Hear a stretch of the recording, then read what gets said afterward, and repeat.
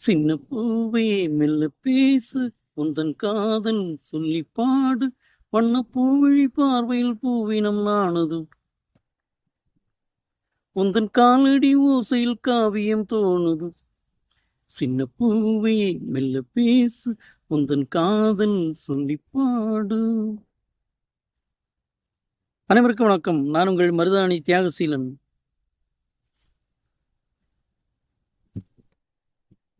எல்லாருமே நம்முடைய வாழ்க்கை சமாதானமும் சந்தோஷமும் நிறைஞ்சதா இருக்கணும்னு நினைப்போம்.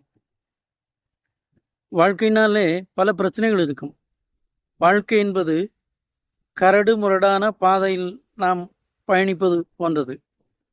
ஆனால் அங்கேயும் நமக்கு ஒரு சுகம் அனுபவப்பட வேண்டும் என்றால் சில விஷயங்களை நாம் கவனித்துதான் ஆக வேண்டும். ஒரு பிரயாணம் என்றால் அந்த பிரயாணத்தில் நாம் கவனமாக லட்சிய இடத்தை நோக்கி நகர்ந்தோம் என்றால் பிரச்சனைகள் இல்லாமல், ஆபத்து இல்லாமல் நிச்சயமாக நமக்கு குறிப்பிட்ட இடத்தை சென்றடைய முடியும். அப்படி வாழ்க்கை பயணத்தை சிறப்பாக ஆக்கும் ஒரு சில விஷயங்கள். ஒன்று, நன்றி உணர்வோடு இருப்பது. நமக்கு உதவி செய்தவர்களிடம் அந்த நன்றி உணர்வை பிரதிபலிப்பது. எப்படி செய்வது? எப்போதாவது அவர்களை சந்திக்கும் போது அவர்கள் செய்த உதவியை லேசாக நினைவுபடுத்தி பேசுவது. சார், அன்னைக்கு நீங்க உதவி செய்யலைன்னா எனக்கு பள்ளிக்கூடத்தில் ஃபீஸ் கட்டி இருக்க முடியாது, கல்லூரியில் கட்டணம் செலுத்தி இருக்க முடியாது, உங்களால் நான் பயன்பெறுகிறேன். ஒரு சின்ன விஷயம்தான், ஒரு நன்றி உணர்வு. அப்படி நன்றி மறக்காமல் இருப்பது. அடுத்ததாக பாசம், அளவுக்கு அதிகமான அன்பும் பாசம் வைத்திருப்பவர்களை வெறுக்காமல் இருப்பது. சாதாரணமா இந்த இதுக்கு உதாரணம் சொல்லணும்னா, இது எங்க வரும்னு சொன்னா, அதிகமா எங்க நடக்குதுன்னு சொன்னா, அப்பா மகன், தந்தை மகன் உறவில் இந்த இடைவெளியை நாம் காண முடியும்.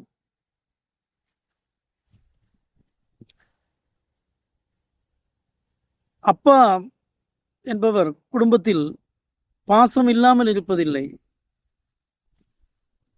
அளவுக்கு அதிகமான பாசத்தை வைத்திருப்பவர் அப்பாதான். அதை அளவிட முடியாது. அதனால்தான் நாம் அளவிட முடியாமல் கோபப்பட்டு போகிறோம். அப்பாவிடம் கோபப்பட்டு பேசுவது அவருடைய பாசத்தை அளவிடுவதற்கு உண்டான தகுதியும் அளவுகோலும் நம்மிடம் இல்லாததால் தான். தந்தை என்பவர் தொலைநோக்கு பார்வையில் நம் குடும்பத்தை கொண்டு செல்கின்றவர்.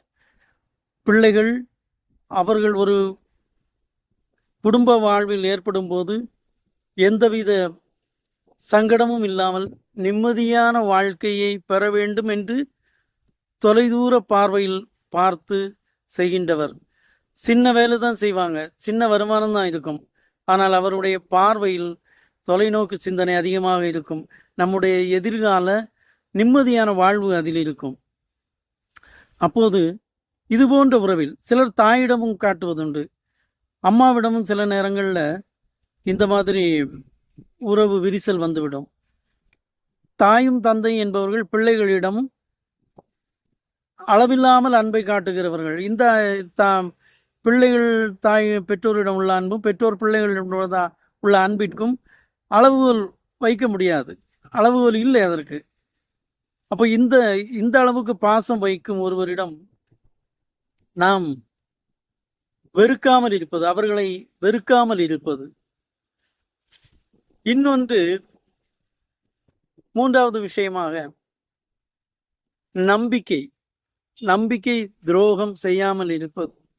இதையும் நாம் ஒரு உதாரணத்துடன் பார்க்க வேண்டும் என்றால், கணவன் மனைவி உறவு என்பது தாம்பத்திய உறவில் வழியாக நம்பிக்கை பெற்ற ஒரு உறவு அது. ஒரு கணவன் வெளியூர் பிரயாணம் போகிறார் என்றால்